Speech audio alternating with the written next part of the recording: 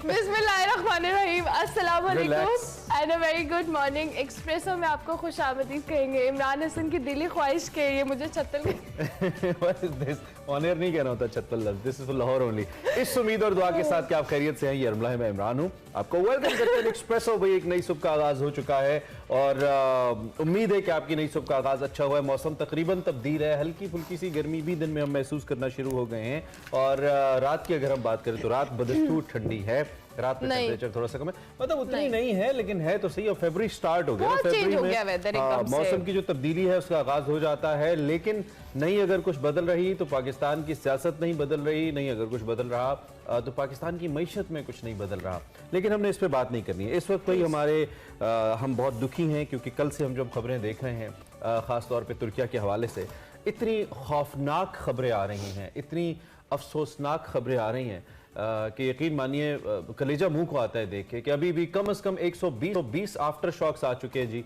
कल के ज़बरदस्त किस्म के ज़लज़ले के बाद आपको मालूम है कल 7.8 रेक्टर स्केल के ऊपर इसकी शिद्दत थी ज़लज़ले की और अब तक रिपोर्टेडली कमोबेश 5,500 अफराद लुक़्मा अजल बन चुके हैं, इंक्लूडिंग टर्की और सीरिया के जो इलाके हैं यहाँ पे। तो बहुत ही अफसोसनाक सूरत है। तकरीबन 18 किलोमीटर गहराई वाले ज़लज़ले का मरकज़ जो है वो तुर्की के जुनूब में वाक़ सुबह गाजी था और ज़लज़ला जो है मकामी वक्त के मुताबिक सुबह 4:17 पर आया। और इस आलमी इदारा सेहत ने इस खदशे का इजहार किया है कि हलाकतों की तादाद ज़्यादा हो सकती है, 8 गुना बढ़ सकती है। लेकिन स्टिल जी ये जो कल मनाजिर हम देख रहे थे, मुख्तलिफ बिल्डिंग्स जो थी या जो इमारतें थी ज़मीन बोस हुई। बहुत से ख़ानदानों के हवाले से बात करें तो उन्होंने सर्द रात में नींद के दौरान ही उन पे ये क़यामत टूट पड़ी। और ज़लज़ले का मरकज़ जो था, जो मैंने आपको बताया, मुतासरा इलाकों की अगर हम बात की जाए तो बहुत ही क़यामत खेज़ मनाज़र हैं। इमारतें गिरते हुए लोगों को रेस्क्यू करने की कोशिशें की जा रही हैं, अस्पतालों में जगह कम पड़ी है और अभी भी आफ्टर शॉक्स आने का सिलसिला भी जारी है। और न्यूयॉर्क टाइम्स के मुताबिक पिछले 24 घंटों में अगर बात की जाए तो उससे ज़ायद के अरसे में सैकड़ों की तादाद में जो आफ्टर शॉक्स हैं वो रिकॉर्ड किए गए हैं। और इसी हवाले से तुर्की के अंदर और दीगर जो इलाके हैं जहाँ पे ज़लज़ला आया है वहाँ पे इमरजेंसी नाफिज की गई है। बिल्कुल, जो तुर्क सदर हैं रजब तैयब एर्दोगान मुल्क में 7 रोज़ा सोग का ऐलान किया है। वज़ीर आज़म शहबाज शरीफ और वज़ीर ख़ारिजा बिलावल भुट्टो ज़रदारी कल तुर्की का दौरा भी करेंगे। दोनों हमारे वज़ीर आज़म और वज़ीर आला ने राब्ता भी किया तुर्किया की क़यादत के साथ और उनसे इज़हार यकजहती भी किया। पाकिस्तान ने जी तकरीबन 2 जहाज़ इस वक्त भेज दिए हैं, एक जहाज़ भेज दिया है और एक आज जाने के लिए तैयार है रिपोर्टेडली, जो कि इमदाद लेकर जा रहा है और उसमें हमारा स्टाफ भी शामिल है जो रेस्क्यू एंड रिलीफ और सर्च एंड रेस्क्यू का जो खिदमात है वो सर अंजाम देगा। ज़लज़ले के बारे में कहा जा रहा है कि वो इतना शदीद था कि मिस्र, कब्रस, यूनान, उर्दन, लिबनान और फ़लस्तीन चूँकि इलाके जुड़े हुए हैं की पट्टी बनती है, ये सारे इलाके लरज़ उठे इससे। और जो ख़ानदान बेचारे बच्चे औरतें, क्योंकि ज्यादा ये आबादी वाले इलाकों में तकरीबन 5600 इमारतें इस वक्त रिपोर्ट हो रही हैं जी, 5600 इमारतें रिपोर्ट हो रही हैं जो कि डैमेज हुई हैं इससे। और कुछ रिपोर्ट्स ये भी आ रही है कि तकरीबन 2000 के करीब इमारतें मलबे का ढेर बन गई हैं। और सदर तैयब एर्दोगान ये कहते हैं कि 1939 के बाद ये सबसे बड़ा ज़लज़ला है, इसको उन्होंने बड़ी आफत करार दिया है और मदद की भी अपील की है रजब तैयब एर्दोगान ने। पाकिस्तान ने इस मौके पर अपने ब्रदर इस्लामी मुल्क तुर्की, जिससे हमारे बहुत करीबी ताल्लुकात हैं, इज़हार यकजहती भी किया है और हर मुमकिन ताउन जो पाकिस्तान दे सकता है पाकिस्तान ने इसका यकीन दहानी कराई है। उसके साथ साथ शाम में भी अगर हम बात करें पड़ोसी मुल्क, वहाँ पे भी सैकड़ों अफराद जान से बाजी हार चुके हैं। मलबे से रेस्क्यू किए जाने वाले जो बच्चे हैं उनको जब रेस्क्यू जा रहा था वो मनाजिर भी बहुत ही दिल खराश मनाजिर थे। ईरान, कतर, रूस, यूक्रेन, अमेरिका, भारत और यूरोपीय यूनियन समेत कई मुल्कों ने, जिस तरह हमने कहा, कि इलाकों में मदद का ऐलान किया है। और ज़लज़ले की तबाहकारी आपको पता है कि इसके बाद ये तो उस वक्त जो क़यामत टूटती है, लेकिन उसके बाद जब रिहेबिलिटेशन का मामला आता है, उसके साथ साथ लोगों को रेस्क्यू करने के, लोगों को अकोमोडेट करने का मामला आता है, तो सबसे ज़्यादा एक मुल्क के लिए चैलेंजिंग सूरत हाल ये होती है। और अभी तो रेस्क्यू के जो मामलात हैं वही चल रहे हैं और उसमें भी अभी बेतहाशा, जिस तरह से मैंने आलमी इदारा सेहत के हवाले से बात की कि उन्होंने खदशे का इजहार किया है कि हलाकतों की तादाद मजीद बढ़ेगी क्योंकि अभी बहुत सारी इमारतों के नीचे, मलबे के नीचे लोग दबे हुए हैं। बिल्कुल, और बहुत सारी इमारतें ऐसी हैं जो गिरी नहीं हैं लेकिन वो मखदूश हो चुकी हैं, वो रहने के काबिल नहीं रही हैं, उनकी बुनियादें कमज़ोर हैं और वो किसी भी वक्त कोलैप्स कर सकती हैं। इसलिए वहाँ पे जो इमरजेंसी सूरत हाल है वो तो नाफिज है ही। बहुत मुश्किल का सामना है जो रेस्क्यू सरगर्मियाँ की जा रही है या सर्च एंड रेस्क्यू किया जा रहा है। हमारी दुआएं हमारे टर्किश बहनों और भाइयों के साथ हैं और उसके साथ साथ सीरिया के लोग, और वो सभी लोग पूरी पट्टी के अंदर जो मुतासिर हुए हैं, अल्लाह उनके ऊपर आसानी करे और जल्द वो इस मुश्किल से निकलें। हम इस हवाले से आपको आगाह करते रहेंगे। हम आगे बढ़ते हैं, बात करते हैं दूसरी आज की आम खबर साबिक सदर परवेज मुशर्रफ के हवाले से है, जिनके जसद खाकी को दुबई से खुसूसी तैयारी के जरिए कराची पहुंचा दिया गया है। हम आपको रात से अपने बुलेटिन में भी आगाह कर रहे हैं। परवेज मुशर्रफ साहब की जो अहलिया हैं साहिबा मुशर्रफ साहिबा, वो उनके साथ हैं, उनके बेटे और बेटी भी इस तैयारे के अंदर रिपोर्टेडली मौजूद हैं। इस तैयार ने रात 9:50 पर लैंड किया था कराची के अंदर, और मुशर्रफ साहब के जसद खाकी को लाहौर एयरपोर्ट से मलिक कैंट मुंतकिल किया गया है, जहां बादज नमाज ज़ोहर आज 2:45 बजे उनकी नमाज जनाजा अदा की जाए। बिल्कुल, परवेज मुशर्रफ साहब की तदवीन के हवाले से बात करें तो काला पुल से मुतसिल कोरंगी रोड के फौजी कब्रिस्तान में होगी, जहां उनकी कब्र की तैयारी समेत इंतजामात को हतमी शक्ल दे दी गई है। साबिक सदर के हवाले से और साबिक army chief general retired Parvez Musharraf तवील अलालत के बाद आपको पता है कि 79 बरस की उम्र में इंतकाल कर गए थे दुबई में, और वो दुबई में काफ़ी अरसे से निजी अस्पताल में ज़ेर इलाज थे, और आज कल उनका जो जस्ते खाकी है वो कराची लाया गया और आज उनकी तदफीन कर दी जाए। बिल्कुल, हम इस हवाले से आपको आगे रहेंगे, बढ़ते हैं। और जैसा कि मैंने बिल्कुल शुरू में कहा कि सब कुछ बदल भी जाए, नहीं बदलती तो पाकिस्तान की सियासत। बात करते हैं बड़ी खबर।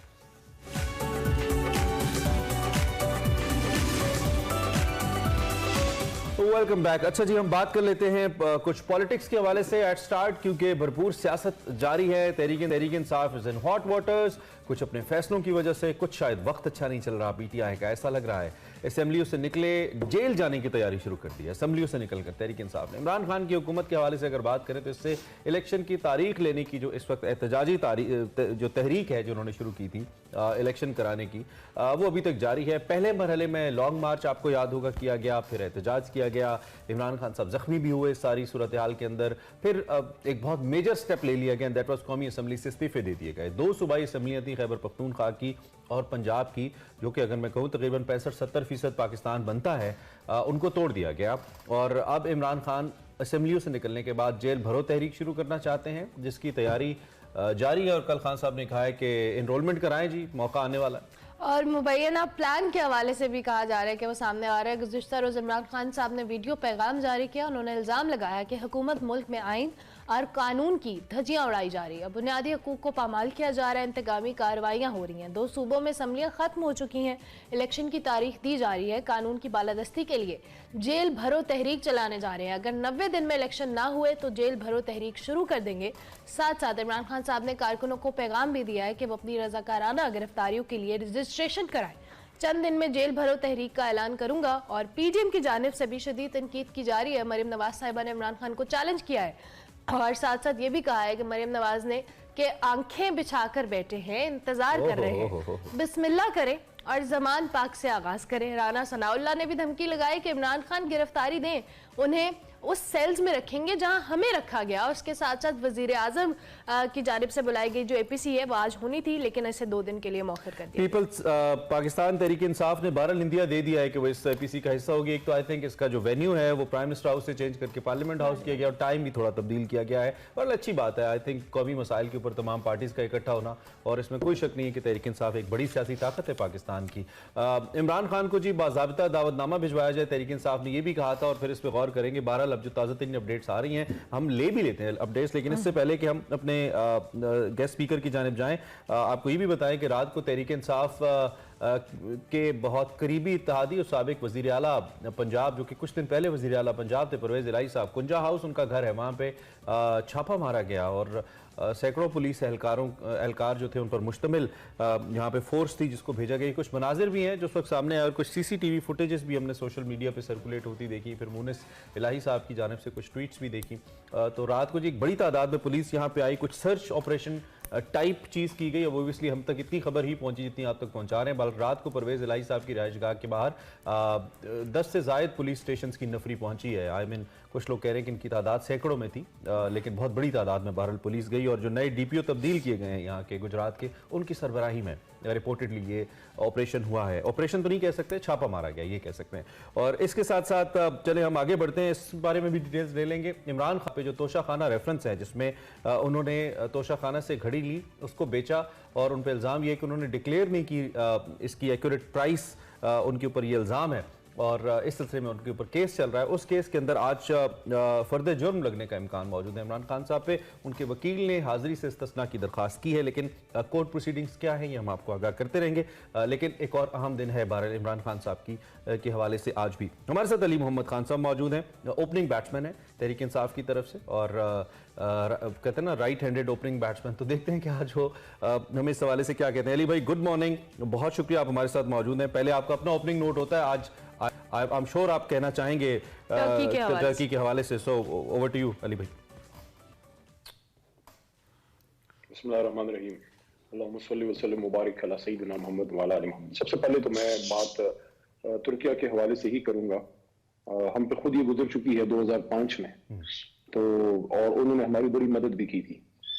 तो अल्लाह ताला उन पर रहम करे। और हकीकतन पाकिस्तानी कौम ने ये दर्द महसूस किया है। एक वो एक ज़बानी कलामी बात होती है ना कि आप सारी हमदर्दी एज अ इंसान करते हैं, लेकिन वो तुर्की से हमारा ताल्लुक ऐसा है कि you feel that this is something which has happened probably like जिस तरह पाकिस्तान में कहीं हो, तो वही दर्द हमें जो है सबको महसूस हुआ है। अल्लाह ताला उन पर रहम फरमाए और हमें उनकी हेल्प करनी चाहिए, क्योंकि उन्होंने हमेशा हमारे साथ वो खड़े रहे हैं। दूसरा एक बात और करके फिर आपको जो भी सवाल पूछना है, मुशर्रफ साहब फौत हो गए हैं, उनके लिए मग़फ़िरत की दुआ है। बहुत सी चीजों पे मैं तो स्ट्रांगली डिसएग्री करता था उनकी पॉलिसीज से, खासकर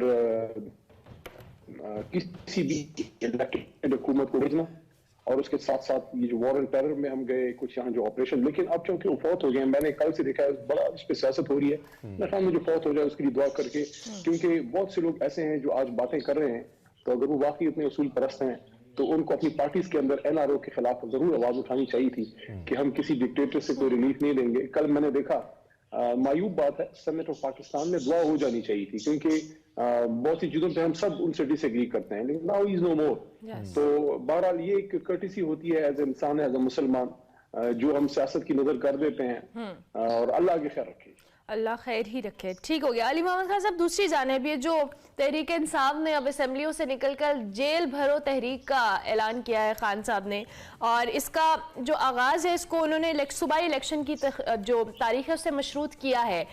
क्या इस हवाले से आप कहेंगे, क्योंकि अब असेंबली में तो रिप्रेजेंटेशन नहीं है और खान साहब ने कहा है कि आगे बढ़ें और रजिस्ट्रेशन कराएं, तो अब ये रजिस्ट्रेशन वाला मामला कहाँ से शुरू होगा? कल जिली सदूर को चेयरमैन साहब ने डायरेक्शन दी है कि कारकुन जो हैं वो अपने आप को वो ऑफर करें और आए, और स्टार्ट इसकी लीडरशिप लेवल से ही होगी।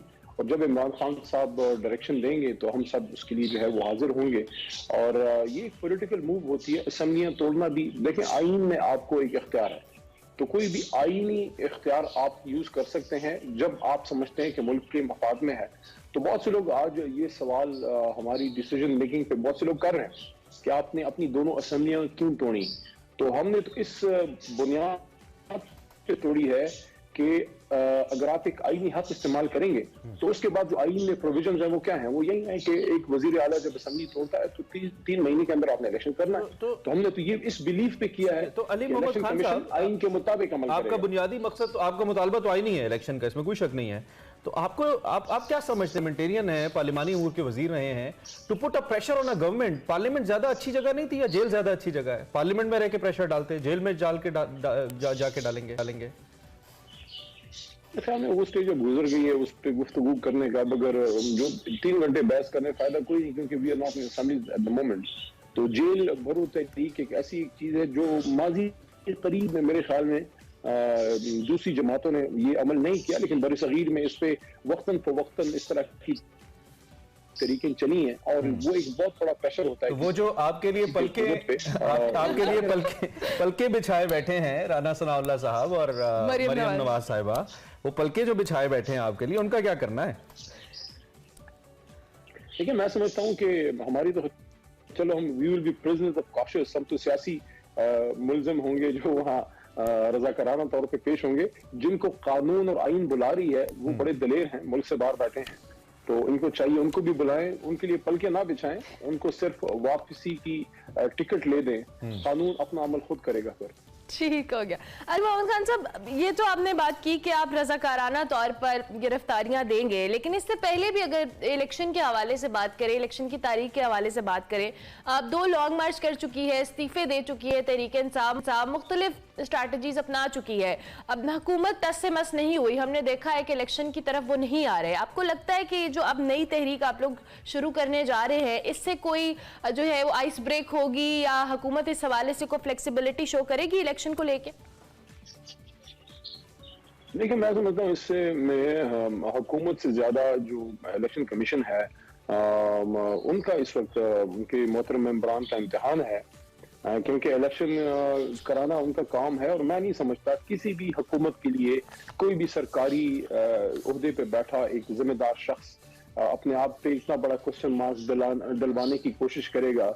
फॉर एग्जांपल, मैं अगर इलेक्शन कमिश्नर हूं या चीफ इलेक्शन कमिश्नर हूं या किसी सरकारी ओहदे पे हूं, मैं लीगल ऑर्डर्स तो मानूंगा, लेकिन अगर मुझे आईन कहता है कि 3 महीने में इलेक्शन करें और कोई मतलब अनान हुक्मरान बैठा है जिसको सूट नहीं करता इलेक्शन, मैं उसके लिए क्यों आईन का तौक अपने गले में डालूं? मेरा नहीं ख्याल इलेक्शन कमीशन जो है इस हद तक वो जाएगी कि वो इन लोगों को खुश करने की इलेक्शन नहीं कराएगी। डेट आनी चाहिए, गवर्नर साहिबान की तरफ से डेट नहीं आई, वो उनकी एक आईनी जिम्मेदारी है। लेकिन मेरा ख्याल है, मुझे कभी ये उम्मीद है कि इलेक्शन कमीशन किसी को खुश करने के लिए आईन की खिलाफ वर्जी नहीं करेगी और 3 महीने के अंदर वो इलेक्शन वो कराएगी, क्योंकि वो उनकी एक आईनी जिम्मेदारी है और वहाँ जिम्मेदार लोग बैठे होते हैं। मुझे उम्मीद है कि वो ये करेंगे। अगर वो नहीं करते तो ये मुल्क में एक आईनी बहरान ही पैदा होगा ना। देखिए, आईन आपको डायरेक्शन देता है और उस पर हम अमल नहीं करते, तो आईन से ऊपर से फिर कुरान अज़ीम शान है, कुरान पे तो हमने वैसे ही अमल नहीं किया, इस मुल्क को हमने उस पर तो चलाया नहीं, आईन पे भी नहीं चलाएंगे तो फिर आप कोई तीसरी किताब ला दें जिसपे हम चला लें उसको। ठीक कह रहे हैं। अच्छा, केपी की तरफ आते हैं। आपका तो सूबा है, हमारा भी सूबा है, पूरे पाकिस्तान का है, हमारा बहुत अजीज सूबा है।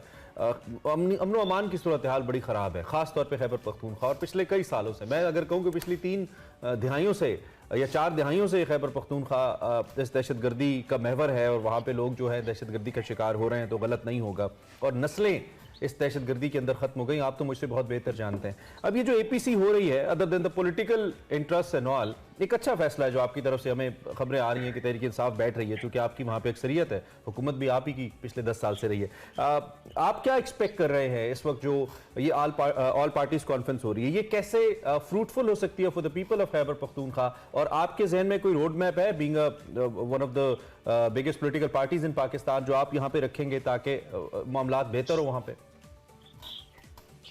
देखें, मुल्क के लिए सबको इकट्ठा होना चाहिए। ये ज़बानी कलामी बातें नहीं है, क्योंकि हम इस मुल्क के मुकाबले, मुल्क ये एक माँ की तरह होती है, तो बेटा चाहे जितना भी बड़ा हो जाए, माँ से तो बड़ा नहीं होता। तो जहाँ मुल्क की पुकार हो वहां फिर आप अपनी 1.5 इंच की कोई मस्जिद बना ले। हाँ, इश्यूज होते हैं, उनको एड्रेस करना चाहिए। अब बिल्कुल ही अगर ऐसा माहौल हुकूमत बना दे कि आप कहीं क्या मुज़ाकरात करते हैं, इस पर कॉन्फ्रेंस करते हैं, APC करते हैं और रात को आप छापे मारे हैं, जैसे अभी फॉर्मर चीफ मिनिस्टर परवेज इलाही साहब के साथ हुआ है। परवेज इलाही साहब ने क्या किया, दहशतगर्द है वो, उसने कोई रात को कोई 5 अरब रुपए का डाका मार दिया था। क्या किया था उसने?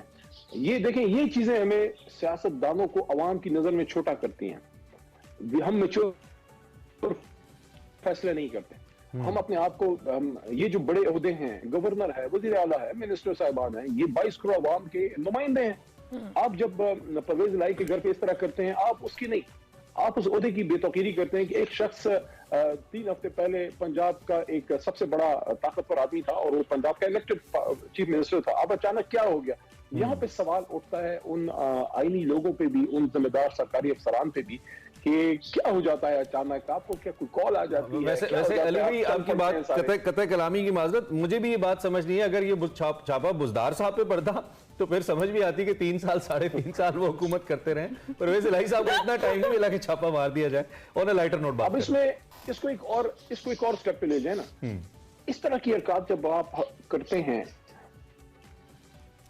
तो जो पढ़े लिखे लोग हैं, जो इधर बैठे हैं, जो मुल्क चला रहे हैं, मुख्तलिफ फील्ड में बैठे हैं, इंजीनियर्स हैं, डॉक्टर्स हैं, आप जैसे जर्नलिस्ट हैं, और जो लोग हैं वो देख के क्या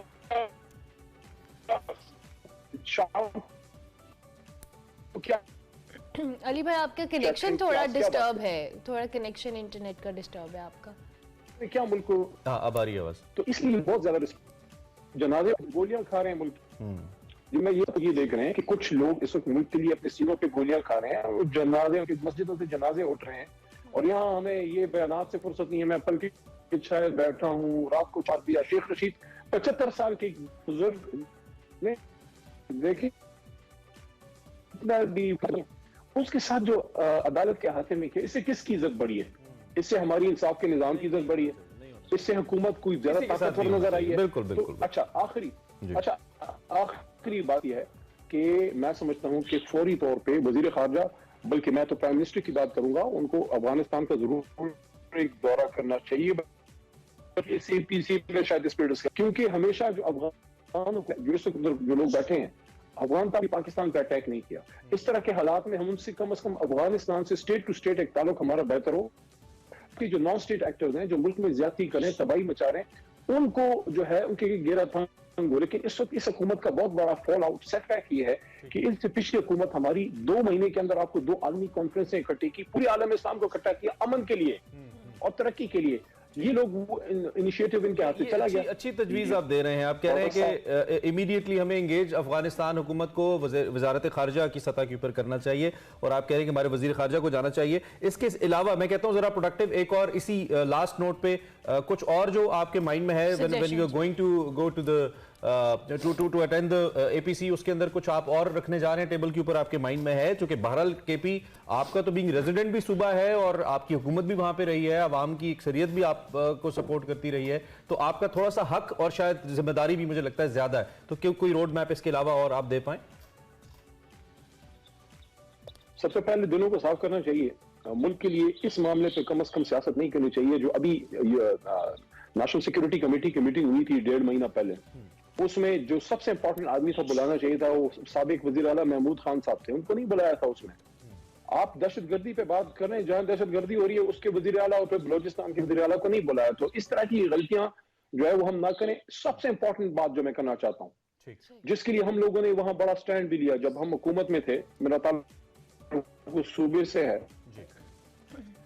मुल्क साथ खड़ा होना करना सारी चीजें, तो हमें अवाम का, खैबर पख्तूनख्वा बलोचिस्तान अवाम का एतमाद इदारों पे बहाल करना है, क्योंकि कोई मदद के बगैर उस तरह परफॉर्म नहीं कर सकते। ठीक हो गया, thank you very much Ali Khan साहब, बहुत शुक्रिया कि आपने हमें ज्वाइन किया। ऑब्वियसली अवाम का एतमाद इदारों पर बहाल होना चाहिए, और मुल्क की सियासत के अंदर जो चीज़ें हम देख रहे हैं वो नहीं होनी चाहिए, क्योंकि सिक्योरिटी मामलात हो या दीगर चीज़ें हो, पाकिस्तान इस वक्त चैलेंजेस का शिकार है। सियासत पर तो हमने बात की जी, ब्रेक पर जा रहे हैं, लेकिन उस ब्रेक पर जाने से पहले आपको पता है कि अरूज आफ्ताब हमारा जो कह लें फ़ख्रे पाकिस्तान, पाकिस्तानी निज़ाद अमेरिकन है, उनकी जो गुलकारी है वो ग्रैमी अवार्ड्स तक पहुंच गई है, और वो ग्रैमी अवार्ड्स में परफॉर्म करने वाली पहली पाकिस्तानी गुलकारा बन गई है।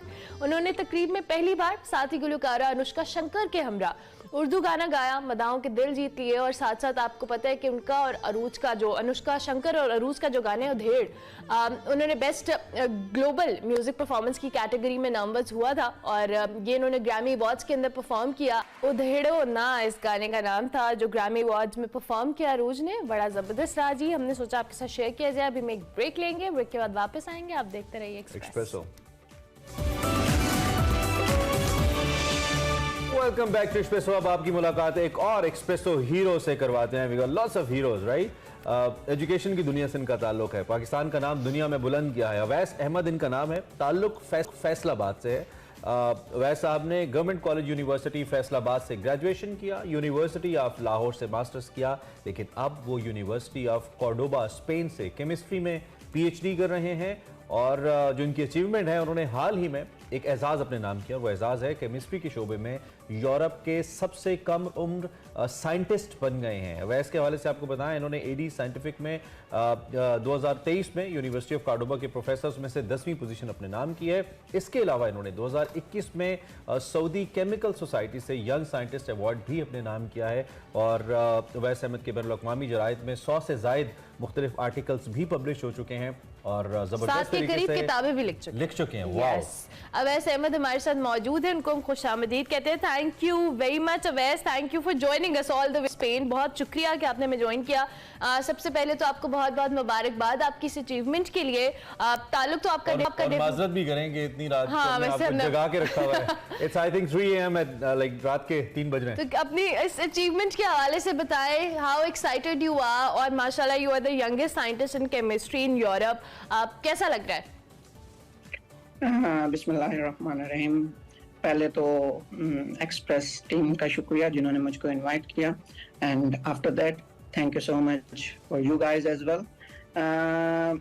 फर्स्ट ऑफ ऑल अल्लाह ताला का खास करम है मुझ पे जो मैं इस प्राइज को विन कर पाया और इस ओहदे तक पहुंच सका। और उसके बाद अगर मैं किसी को अपने ये सक्सेस डेडिकेट करूं तो आई वुड लाइक टू से माय पेरेंट्स, मेरे अम्मी और मेरे अब्बू जो इस वक्त दुनिया में नहीं है, तो सारी डेडिकेशन उनको जाती है। और with this I will also like to include doctor Ikram, जो कि मेरे BS के सुपरवाइजर भी रहे हैं, मेंटर भी रहे हैं और मेरे लिए एक बिल्डर का रोल प्ले किया। That's great, that's great। देखें आप, बड़ा ही अच्छा मुझे लगता है जब भी कोई शख्स खुद कुछ अचीव करता है और फिर उसका क्रेडिट उन शख्सियात को देता है जिनका उनके करियर में रोल होता है। और हम सब की ज़िंदगी में कोई ना कोई 1-2 लोग ऐसे होते हैं वालिदैन के अलावा जिनका एक रोल होता है। वैसे अपनी इस अचीवमेंट के हवाले से ख़ास तौर पे बताइए, कैसे आपको ये अचीवमेंट का मुस्तहिक ठहराया गया? आपने ऐसा क्या कारनामा किया, कौन सा ऐसा प्रोजेक्ट था आपका जो आपने प्रेजेंट किया जिसके बाद आप इस टॉप 10 में जगह बना पाए and you are the youngest scientist in Europe? अच्छा, इसका जो स्टार्ट था वो ग्रेजुएशन से स्टार्ट हुआ। जब मैंने ग्रेजुएशन स्टार्ट की जीसी यूनिवर्सिटी फैसलाबाद से, तो शुरू से ही कोई रिसर्च में इंटरेस्ट डेवलप होना शुरू हो गया। तो with the continuous time I have start to learning कि इस रिसर्च को कैसे आगे फॉरवर्ड लेके जाया जाए। तो with the passage of time everything have been combined। और जो ये अवार्ड से अगर बात करें तो ये with comparison to research article और उनका impact factor है। impact factor क्या है? वो है scope of your article। आपका आर्टिकल कितनी नोवेलिटी रखता है ये उस पे डिपेंड करता है, उसके इम्पैक्ट फैक्टर पे डिपेंड करता है, उसकी साइटेशंस पे डिपेंड करता है, और उसका जो हमारी साई हब है या वेब ऑफ साइंस है या क्लैरिटिव एनालिसिस है, उसके बेस पे डिपेंड करता है कि वो कितना नॉवल है और कितना उसका स्कोप है कि इंडस्ट्रीज तक वो लिंक करता है। अभी इस वक्त अगर हम अपनी नोवेलिटी की बात करें तो हम जो काम कर रहे हैं, हम वेस्ट वाटर ट्रीटमेंट पे काम कर रहे हैं। जो नैनो मटेरियल्स है उनको ऐसे यूज किया जाता है कि जो वेस्ट वाटर ट्रीटमेंट है उनके लिए उनको यूटिलाइज किया जाए with the help of sunlight. हमारी जो विजिबल लाइट है उसके जरिए हम उनको अकोमोडेट करते हैं कि वेस्ट वाटर ट्रीटमेंट में वो उसको फायदेमंद साबित हो। और दूसरी बात, अगर हम इस रैंकिंग की बात करें तो ये डिपेंड करता था कि आपकी कितनी साइटेशंस हैं और आपके कितने नंबर ऑफ पेपर्स हैं। अब number of papers with citation ये एक पूरी एक गेम है। जो इस गेम में अपने आप को बेहतर साबित कर लेता है वो ही आगे आता है। और 2022 में मैं 23 पोजीशन पे था इन यूनिवर्सिटी ऑफ कोर्डोबा, और 2023 में I already jump to 10 position. अच्छा अवैस, अभी आपने जिस प्रोजेक्ट के हवाले से बात की, इसका ऑब्वियसली यूरोप के अंदर तो बहुत स्कोप है और ऑलरेडी इस पे बहुत ज्यादा काम हो रहा है, लेकिन अनफॉर्चुनेटली पाकिस्तान में इसके हवाले से इतना ज्यादा काम नहीं हो रहा। हाउ डू यू सी कि पाकिस्तान में इस तरह के प्रोजेक्ट, जिस तरह से आपने वर्किंग की है या रिसर्च जो आप कर रहे हैं, वो पाकिस्तान में कितनी हेल्पफुल हो सकती है इन मसाइल को लेकर? अगर हम पाकिस्तान की बात करें तो डेफिनेटली पॉल्यूशन जो है वो बहुत मेजर इशू है पाकिस्तान में। हमारी जितने भी फार्मास्यूटिकल इंडस्ट्रीज हैं, जितने भी, अब मैं खुद फैसलाबाद से ताल्लुक रखता हूं तो मुझे पता है कि जो हमारी केमिकल इंडस्ट्री है वो हमारी इन्वायरमेंट को कितना इफेक्ट करेगा। द प्रॉब्लम इज दिस कि हमें उस एक प्रोजेक्ट के ऊपर लिया नहीं जाता, उस प्रोजेक्ट के ऊपर एक्सप्लेन नहीं किया जाता। हमको वो एक लायमल अगर हम तैयार कर भी लें तो उसको आगे से इंडस्ट्री या कोई भी अकोमोडेट नहीं करता। दैट्स द प्रॉब्लम, क्योंकि इस पे इन्वेस्टमेंट भी चाहिए डेफिनेटली, और उसके बाद रिसर्चर्स की सैलरीज एंड एवरीथिंग और इंस्ट्रूमेंट्स एज वेल। तो रिसोर्सेज की कमी है और पाकिस्तान में डेफिनेटली टैलेंट की कोई कमी नहीं। मैं अगर अपने आप को उस लिस्ट में शामिल करूं तो मैं शायद बहुत ही कम नंबर पे आऊं। पाकिस्तान में मुझसे ज्यादा भी टैलेंटेड लोग मौजूद हैं जो शायद मुझसे अच्छा काम कर सकते हैं, लेकिन उनको सिर्फ रिसोर्सेज की कमी है, उनको उस चीज की कमी है जिनकी उनको चाह है। अच्छा, रिसर्च की। वैसे जो आपने रिसर्च का जिक्र किया, एक तो हमारी इवन इंस्टीट्यूट पर भी रिसर्च मेथडोलॉजी जो अपनाई जाती है, आप उससे किस हद तक मुतमईन हैं? जो इंटरनेशनल स्टैंडर्ड्स हैं टू कंडक्ट रिसर्च, क्या हमारे इंस्टीट्यूशंस उसके ऊपर पूरा उतरते हैं? क्योंकि अल्टीमेटली आपका जो फिर हाइपोथेसिस आप बिल्ड करते हैं, जो रिजल्ट आप निकालते हैं, वो डिपेंड करता है कि आपने रिसर्च को कंडक्ट कैसे किया। तो आप उससे मुतमईन हैं, the kind of researches being conducted in different universities Pakistan के अंदर? आपको लगता है कि नहीं, हम बैनुल अक़वामी स्टैंडर्ड्स लैक करते हैं, we need to improve it? बिल्कुल, इसमें एक पॉइंट तो ये है कि हमारे पास रिसोर्सेज लिमिट हैं, लेकिन एक अच्छा रिसर्चर वही होता है जो लिमिटेड रिसोर्सेज में अपने आप को मनवाता है। जब मैंने बीएस में रिसर्च स्टार्ट की थी और बीएस और एमफिल का कंबाइंड, मास्टर्स और बीएस का कंबाइंड, मेरे तब ही 31 to 32 आर्टिकल्स थे और 2 बुक्स पब्लिश थी। अच्छा। बात सिर्फ इतनी थी कि मैंने, हाँ डेफिनेटली मैंने केमिकल खुद परचेज किए थे और कुछ चीजें खुद परचेज की थी, लेकिन कुछ रिसोर्सेज की कमी थी, उसमें कोई शक नहीं, कुछ रिसोर्सेज की कमी आई, लेकिन हम उन कम रिसोर्सेज में जीना सीख गए। अब जब आप जीना सीख जाते हैं कम रिसोर्सेज में, then you can burn the fire more in your. आपको जब ज्यादा रिसोर्सेज मिलते हैं तो आप उतना ही अच्छा परफॉर्म कर लेते हैं। तो ये डिपेंड करता है कि आप लिमिटेड रिसोर्सेज में कितना अच्छा परफॉर्म कर सकते हैं। अगर हम यूनिवर्सिटीज की बात करें कि यूनिवर्सिटीज में किस तरह के रिसोर्सेज आज मौजूद हैं, तो मैं ये कह सकता हूँ कि हम कुछ बेटर कर सकते हैं, कुछ यूनिवर्सिटीज में बेटरमेंट ला सकते हैं, लेकिन उसके लिए हमारी higher education commission, Pakistan science foundation, पैक, इनको मिलके एक प्लेटफॉर्म पे आना पड़ेगा। अगर आप हमारा बजट देखें ना, गवर्नमेंट के थ्रू HEC का बजट ही देखें तो वो इतना कम है कि उसमें शायद टीचर्स की सैलरीज और कुछ छोटे मोटे प्रोजेक्ट्स वो हो सकते हैं। अदरवाइज जो बिग लाइन प्रोजेक्ट्स हैं वो कभी भी नहीं हो सकते।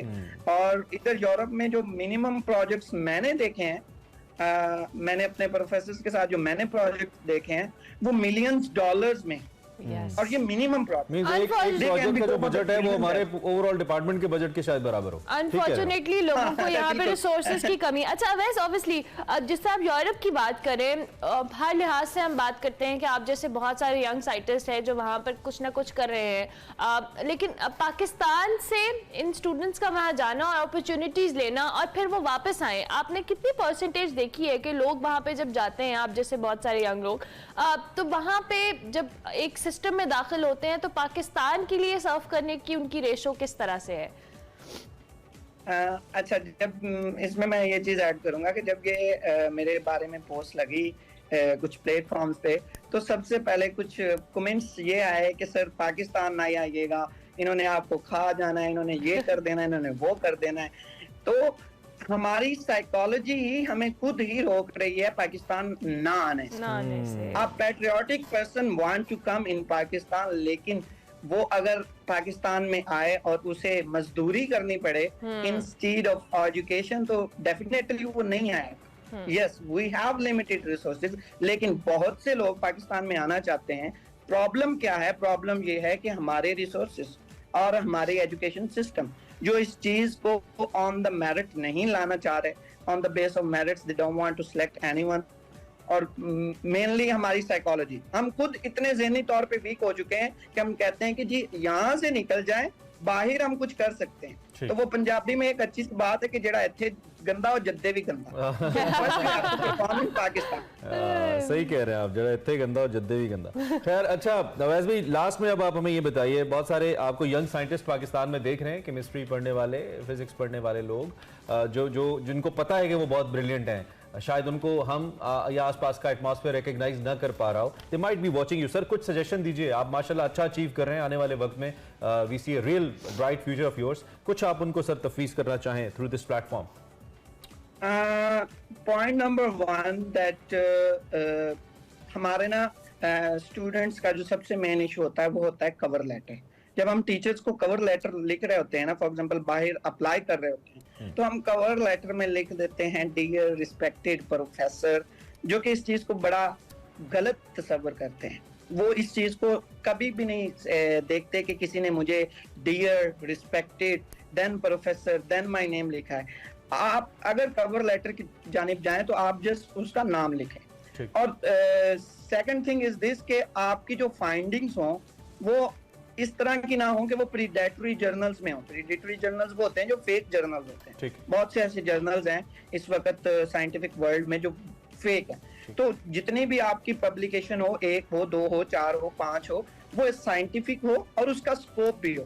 और रीसेंट एडवांसमेंट पे काम करने से आपको बाहर की अपॉर्चुनिटीज मिल सकती है। बाहर में बहुत सारी स्कॉलरशिप्स हैं, जापान में है, पूरे यूरोप में मैरी क्यूरी इस वक्त स्कॉलरशिप है, यूएसए में बहुत सारी स्कॉलरशिप्स हैं, लेकिन उनकी कुछ रिक्वायरमेंट्स भी हैं।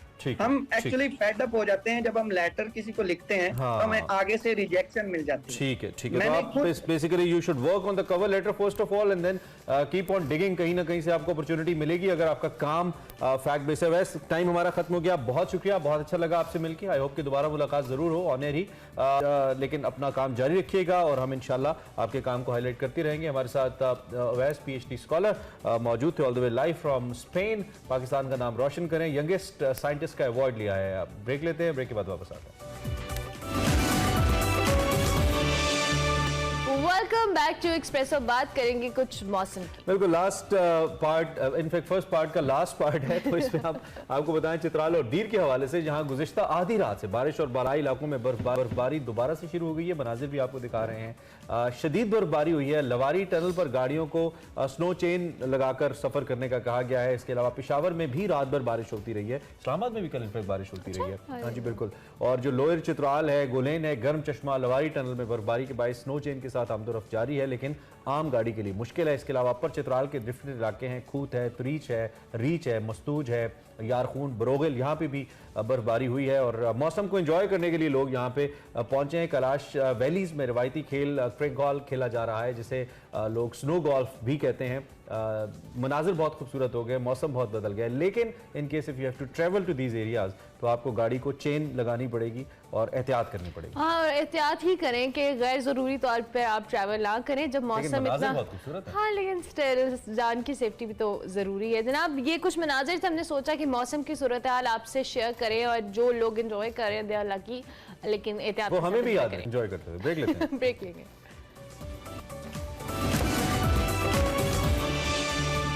Welcome back to Expresso. Break के बाद वापस आ चुके हैं और अब आपको दिखाएंगे हमारा सेगमेंट मेरा पाकिस्तान, जिसमें फेरा फैज हमें बता रही हैं university of home economics Gulberg के बारे में, और देखते हैं क्या बता रही हैं आज का मेरा पाकिस्तान।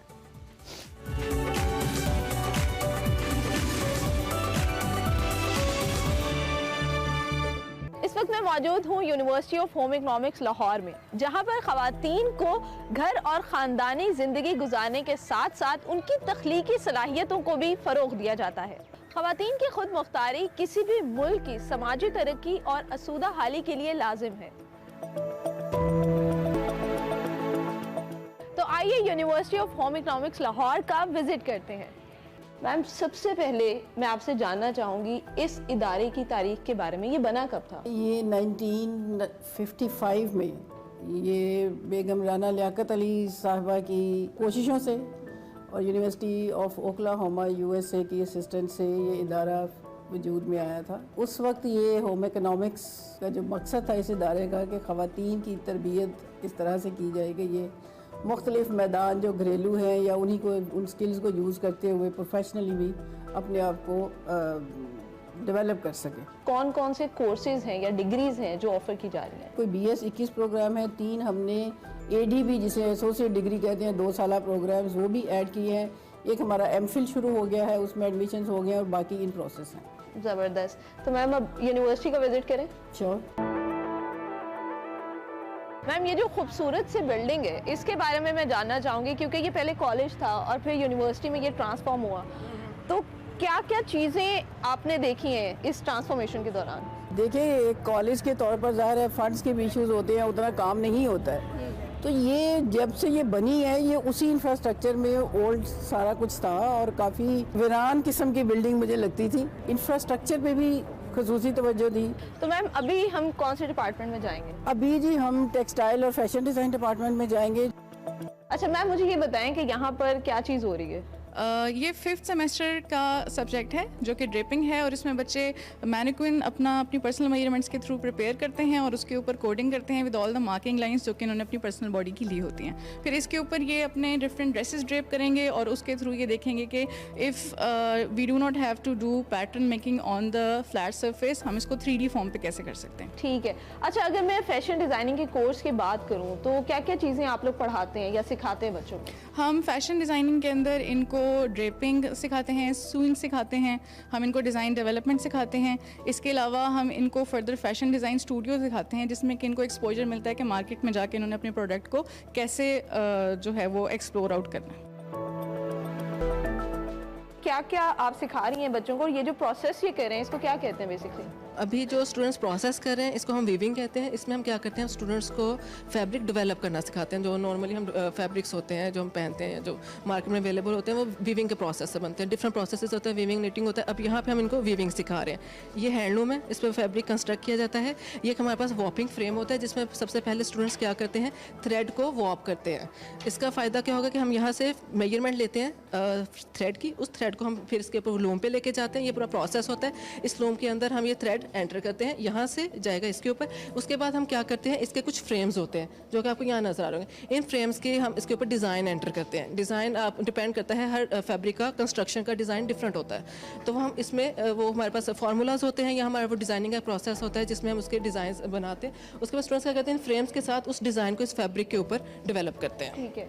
तो इसके कोई स्पेसिफिक पैटर्न्स होते हैं जिसको आप फॉलो करते हैं? स्पेसिफिक पैटर्न्स होते हैं, डिफरेंट टाइप्स होती हैं। प्लेन वीव होती है, ट्विल वीव होती है, साटिन एंड उसके बाद कॉम्प्लेक्स वीविंग से भी पैटर्न्स आते हैं। अभी स्टूडेंट्स जो कर रहे हैं, क्योंकि इनिशियल स्टेज में तो हम इनको प्लेन और ट्विल वीव करवा रहे हैं। इसके अलावा आप लोग क्या सिखाते हैं टेक्सटाइल में? टेक्सटाइल में बच्चे कैट पे डिज़ाइंस बनाते हैं, डिजिटल डिज़ाइंस बनाते हैं। उसके बाद ये वीविंग का हमारा काम होता है। उसके बाद उनको हम सरफेस डिज़ाइंस बनवाते हैं, डेवलपमेंट सरफेस डिज़ाइन, जो हम डिज़ाइंस कैट के ऊपर लेके जाते हैं। बच्चों को हम टोटल प्रॉपर जो 3 पीस शूटिंग्स आती हैं, प्रिंट के डिज़ाइन आते हैं, वो सिखाते हैं। एम्ब्रॉयडरी के डिज़ाइंस बनाना सिखाते हैं। अच्छा, तो मैम ये है वो लाइब्रेरी जिसका? जी, ये लाइब्रेरी जो मैंने आपको बताया कि ये ऑडिटोरियम की बैक रिडेंडेंट साइड थी ये। तो अभी हम लाइब्रेरियन से बात करते हैं और उनकी कलेक्शन के बारे में जानते हैं। अस्सलाम वालेकुम। वालेकुम अस्सलाम। इस लाइब्रेरी में इस वक्त कितनी कलेक्शन मौजूद है ई बुक्स और हार्ड कॉपीज में? यहाँ पे हमारा हार्ड बुक का कलेक्शन है जो कि 11,000 प्लस पे है, और इसके ऊपर हमारा डिजिटल रिसोर्स सेंटर है फर्स्ट फ्लोर के ऊपर, जिसमें हमारी एजेंसी की डिजिटल लाइब्रेरी की एक्सेस मौजूद है और डिफरेंट रिसोर्सेज की हम एक्सेस दे रहे हैं, जिसके अंदर हमारे टेलर एंड फ्रांसिस, वाइले, एस्टम और इन सारों के रिसोर्सेज की हमारे पास बुक्स और जर्नल्स मौजूद हैं जिनकी हम स्टूडेंट्स को फुल एक्सेस प्रोवाइड कर रहे हैं। अगर आप बता सकें कि किस किस तरह की कलेक्शन यहाँ पे अवेलेबल है? आर्ट एंड डिज़ाइन है, उसमें टेक्सटाइल है, फैशन डिज़ाइन है, उसके अंदर हमारा फाइन आर्ट्स ऐड हुआ है, साइंस एंड टेक्नोलॉजी की हमारी फैकल्टी है, सोशल एंड बिहेवियरल साइंसेस की है, जेंडर स्टडीज़, सोशोलॉजी। उसके अलावा जो हमारे कंपलसरी सब्जेक्ट्स होते हैं, इस्लामियात, पाक स्टडीज़, हिस्ट्री। इसके अलावा हम बच्चों की जनरल रीडिंग का भी फोकस करते हैं। अच्छा मैम, मुझे ये बताएं कि जो यूनिवर्सिटी है इसकी कितनी सोसाइटीज़ हैं? सोसाइटीज़ हमने 8 स्टूडेंट सोसाइटीज़ बनाई हैं, ठीक है। पहले सोसाइटीज़ नहीं थी, और उनके ये प्रेसिडेंट्स हैं जो हमारे पास बैठे हैं, और पूरा फिर उनका स्ट्रक्चर बनाया। अच्छा मैम, मैंने ये सुना है कि इस यूनिवर्सिटी में ये लाजमी है कि अगर आपने एडमिशन लिया है तो आपको किसी सोसाइटी का पार्ट होना चाहिए। मैंने इसलिए कि ये बड़ा अच्छा आपने क्वेश्चन किया कि स्टूडेंट्स को अभी ये थोड़ा सा, मुझे ये लगता है ऑब्जर्वेशन कि इनको लगता है कि शायद ये ना फजूल से एक्टिविटीज़ हैं। सोच के ये रखा कि कम से कम 2 सोसाइटीज़ जो हैं उनकी स्टूडेंट्स मेंबरशिप ज़रूर लें ताकि वो अपने आप को एंगेज करें। अच्छा नूर, मैं आपसे ये जानना चाहती हूँ कि जो नए बच्चे आते हैं आपकी सोसाइटी में, जिस तरह न्यू एडमिशन्स होते हैं, तो आप एज अ प्रेसिडेंट उनको किस तरह से मोटिवेट करते हो? हमारा ये एक पूरा सिस्टम है कि हर जो क्लासेस होती हैं उनकी क्लास रिप्रेजेंटेटिव्स होती हैं, तो उन तक सारे इवेंट्स जो होते हैं और हमारे जितने भी सोशल मीडिया हैंडलर्स हैं उनके थ्रू भी दे गेट दी इंफॉर्मेशन कि ये सारे आपके इवेंट्स आ रहे हैं, so they are free to like participate in them. And जैसे वो पार्टिसिपेट करते हैं that give us the council members like a position और यू कैन से कि हमें एक अपॉर्चुनिटी मिलती है टू टेस्ट देम। तो रिजा, मुझे बताओ अपनी सोसाइटी के बारे में कि वो किस किस तरह से वर्क करती है। हम इस चीज़ पे फोकस करते हैं कि हम सारी चीज़ें जब हम अपने स्टूडेंट्स को अवेलेबल करा रहे हैं, फन एक्टिविटीज़, तो वहाँ उनके साथ साथ कैरेक्टर डेवलपमेंट भी हम करें। उनको वो सारी वैल्यूज़, वो सारे बिलीव्स जो हमारे हैं एज अ कंट्री और एज अ रिलीजन, जो हमारे बिलीव्स हैं, उन पे भी हम उनका फोकस करें ताकि वो अपनी लाइफ में एक बैलेंस स्ट्राइक कर सकें। मैम, यहाँ पे मुझे एक बिल्डिंग नज़र आ रही है, मुझे इस बिल्डिंग के बारे में बताएं। ये इनकी रेजिडेंसीज कहते हैं इनको, जो कि घर हैं समझ पूरे। तो यहाँ इनका जो होम इकोनॉमिक्स के जो स्टूडेंट्स हैं, उनका जो फाइनल ईयर में और शायद सेकेंड उससे बिफोर दैट, ये बच्चों को प्रैक्टिकल लर्निंग के लिए ना, वो फिर यहीं पे वो रहते हैं 2 हफ्ते के लिए, 3 हफ्ते के लिए। अच्छा। तो वो ग्रुप्स में उनको ठहराया जाता है और वो सीखते हैं ख़ास सर्टन अमाउंट ऑफ मनी, जैसे कहते हैं बजट बनाना और इकोनॉमी के साथ चलाना और सारा तो खाना बनाना और टेबल सेटिंग, मैनर्स, ये वो। अच्छा मैम, मुझे आपसे ये जानना है कि वाइस चांसलर की कितनी बड़ी जिम्मेदारी होती है और आपके ऊपर जब ये जिम्मेदारी आई तो किस तरह से आपने इसको निभाया? वाइस चांसलर की बहुत बड़ी जिम्मेदारी है। हज़ारों बच्चों का मुस्तकबिल जो है वो मैं ये समझती हूँ कि आप निगहबान हैं। So it's a lot of work and responsibility. मेरे लिए चैलेंज और ज़्यादा ये था कि फाउंडिंग वाइस चांसलर जो होता है ना, उसको हर चीज़ की बुनियाद रखनी है। तो अगर एक बुनियाद आपकी टेढ़ी होती है तो फिर ऊपर बिल्डिंग भी टेढ़ी होती है। मैम, इस यूनिवर्सिटी को एजाज़ हासिल है, ग्राफिक डिज़ाइनिंग अवार्ड इसने अपने नाम किया आपकी क़यादत में, तो उसके बारे में थोड़ा बताएं मुझे, मेरे देखने वालों को। वो ये है कि हमारी जो एनुअल रिपोर्ट्स 3 सालों की पब्लिश हो गई हैं, तो उसका जो टाइटल कवर था वो मैंने कैलिफोर्निया में बेस्ड है एक आर्टिस्ट, पाकिस्तानी ग्राफिक डिज़ाइनर, उनकी खिदमत हासिल की थी, तो उन्होंने वो डिज़ाइन किया। तो वो फिर अमेरिकन जो ग्राफिक डिज़ाइनिंग एसोसिएशन है, या मुझे एग्जैक्ट, तो उन्होंने जो बेस्ट अवार्ड्स उस ईयर के ना 10, उसमें हमारा जो टाइटल कवर है वो भी उसमें शामिल है। And I think this is a big thing. Thank you so much ma'am for your time. आज हमने बड़ा वक्त लिया आपका। मुझे बहुत अच्छा लगा आपका ये स्टाइल आने का और फिजिकली खुद से देखने का। आज मैंने आपको university of home economics Lahore का विजिट करवाया। यहाँ के फारिगुल तहसील स्टूडेंट्स मुल्क के मुख्तलिफ शोबों में अपना पॉजिटिव किरदार अदा कर रहे हैं। उम्मीद करती हूँ कि आपको आज का ये सेगमेंट पसंद आया होगा। मुझे दीजिए इजाज़त और देखते रहिए एक्सप्रेसो।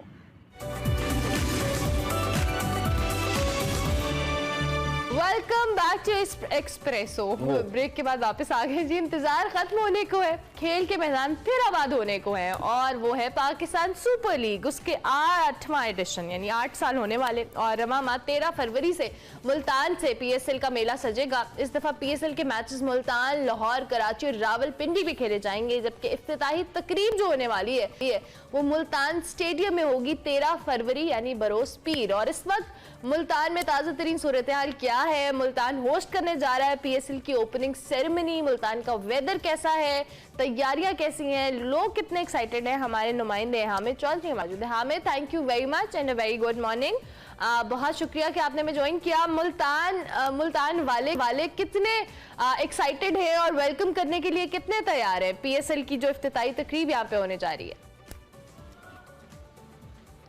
देखें जी, तैयारियों की ये सूरत हाल है कि टिकटें जो हैं 1 घंटे के अंदर तमाम मैचेस की बिक चुकी हैं, क्योंकि मुल्तान और जनूबी पंजाब के लोग जो हैं वो जब भी मुल्तान में मैच होता है तो काफ़ी पुरजोश होते हैं। इसलिए टिकटें तो पहले 1 घंटे में ही बिक गई थी, तो लोग बड़े पुरजोश हैं क्योंकि बहुत अरसे बाद जो है मैचेस आते हैं, तो जो पूरे जनूबी पंजाब के लोग हैं वो बेताब होते हैं। जैसे मुल्तान क्रिकेट स्टेडियम के लिए टिकटें ऑनलाइन आती हैं तो लोग खरीद लेते हैं। तैयारियों की बात करें तो मुल्तान क्रिकेट स्टेडियम में तैयारियां जो हैं वो अरूज पे हैं। इस वक्त सीढ़ियों की जो सफाई हो रही है, जो चेयर्स लगाई गई उनकी सफाई हो रही है। इसी तरह जो है ग्राउंड में पिचेस तैयार की जा रही है, मुकम्मल तौर पर घास को पानी लगाया जा रहा है।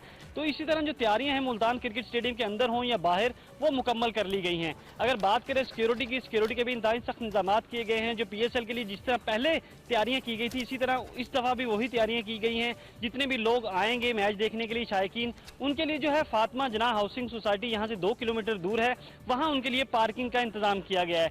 वहाँ से जो है शटल सर्विस का इंतजाम किया जाएगा, जिससे जो है शायकीन को मुल्तान क्रिकेट स्टेडियम के अंदर लाया जाएगा। तो मुल्तान क्रिकेट स्टेडियम के अंदर या बाहर तैयारियां मुकम्मल हैं, शायकीन पुरजोश हैं। शायकीन का यही कहना है कि मैच जैसे मैचेस स्टार्ट होंगे तो हम पूरे मैचेस 5 यानी हामिद मुल्तानी जो है लाहौरी, कराची और रावलपिंडी वाले इन सबको टफ टाइम देने वाले हैं, क्योंकि जिस तरह से आप बता रहे हैं लोगों की एक्साइटमेंट, तो यहाँ पर ओवरऑल जो तैयारियों के हवाले से, क्योंकि ओपनिंग सेरेमनी हमने पहले देखा है कि दीगर जगहों पे होती रही है, कराची मुल्तान पहली बार करने जा रहा है होस्ट, तो किस तरह की सेरेमनी के हवाले से कोई डिटेल्स आपके पास हों, और जब ये इफ्तिताई तकरीब होगी क्या उसमें आम पब्लिक आएगी, किस तरह से होगा मैच से पहले, इसके हवाले से भी थोड़ा बताएं। जी बिल्कुल, ये मुल्तान क्रिकेट स्टेडियम के अंदर मैं इस वक्त मौजूद हूँ। मेरे पीछे जो है वो स्टेज सचेगा, जो ओपनिंग सेरेमनी होगी PSL 8 की, तो उसके लिए जो है शायकीन बिल्कुल आएंगे, क्योंकि शायकीन आएंगे तो मैच, उसके बाद मैच भी होना है, तो पहले इफ्तिताही तकरीब लोगों को दिखाई जाएगी, जिसके बाद जो है वो पहला मैच मुल्तान सुल्तान का होगा। तो मुल्तान सुल्तान के पहले राउंड के जो 5 मैचेस हैं वो तमाम के तमाम मैचेस जो है मुल्तान क्रिकेट स्टेडियम में होने हैं, तो इसलिए मुल्तान के जो लोग हैं वो काफ़ी पुरजोश हैं कि मुल्तान के मैचेस मुल्तान में हैं, तो इसलिए मुल्तान सुल्तान के मैचेस देखने के लिए लोग आएंगे। इसी तरह जो है लाहौर कलंदर से भी खेलना है, कराची से भी खेलना है, इस्लामाबाद से भी मुल्तान सुल्तान ने खेलना है, तो लोग काफ़ी पुरजोश हैं। तैयारियां मुकम्मल कर ली गई हैं, जो स्टेज के लिए सामान है वो भी बाहर आ चुका है, ट्रक कंटेनर जो हैं वो यहाँ आ चुके हैं। कंटेनर जैसे ही 2 दिन पहले जो है यहाँ स्टेज सजना शुरू हो जाएगा। 13 फरवरी को जो है मुल्तान क्रिकेट स्टेडियम में जो है PSL 8 की जो है इफ्तिताही तकरीब होने जा रही है, जिसके लिए लोग बड़ी तादाद में आएंगे, और उनकी जो टिकटें हैं पहले मैच की वो तमाम सेल आउट हो चुकी हैं, जैसे मैंने पहले बताया। ब्रिलियंट। और ज्यादा एक तो हामिद, मौसम ज्यादा गर्म तो नहीं होगा, मुल्तान तो गर्मी की वजह से मशहूर है, मौसम तब्दील हो रहा है, मुझे लगता है खुशगवार ही रहना चाहिए। और दूसरा ये कि जीप रैली के हवाले से अभी बताइए, उसकी भी खबरें आ रही हैं, कोई अपडेट है आपके पास इस हवाले से भी? थल जीप रैली?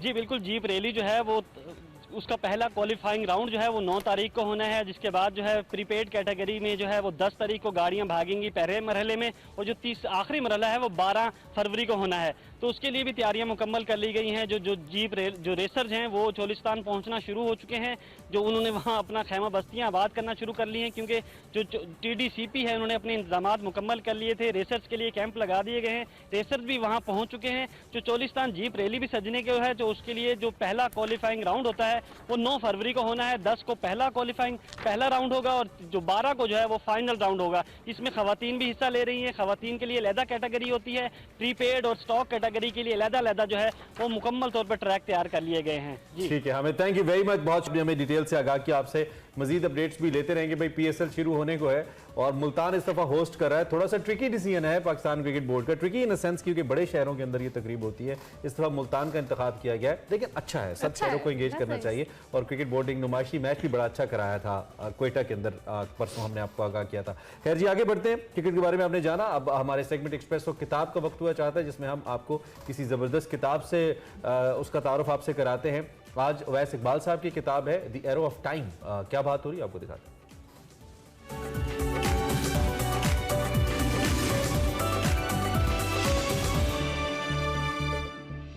अस्सलाम वालेकुम नाज़रीन, मैं हूं वकार अहमद और आप देख रहे हैं एक्सप्रेसो किताब। आपने एक फिल्म देखी होगी कास्ट अवे, जो कि बहुत ही मशहूर ज़माना फिल्म है, और उसमें टॉम हैंक्स ने किरदार अदा किया।